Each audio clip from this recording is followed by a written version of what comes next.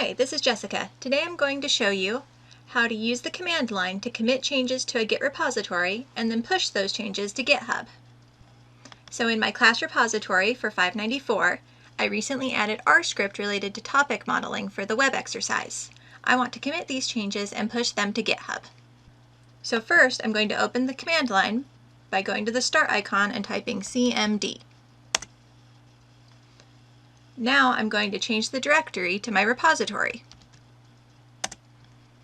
Git status is going to show changes that have been made to the repository since my last commit. To include a file in the commit, type git add and the file name, or git add dot to include all files. Now I'm going to type git status again, and you'll see the file is now green, which means it's a tracked file.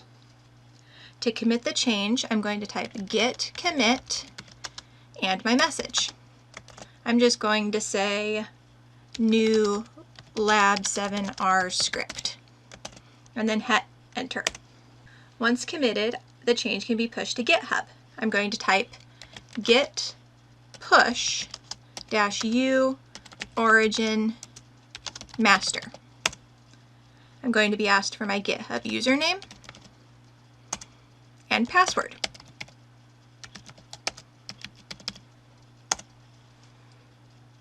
Once complete, we get a message that shows the branch is now up to date. If I go to GitHub and to the repository and hit refresh, we can see that Lab 7 is now included. That's it for now. Thanks for watching.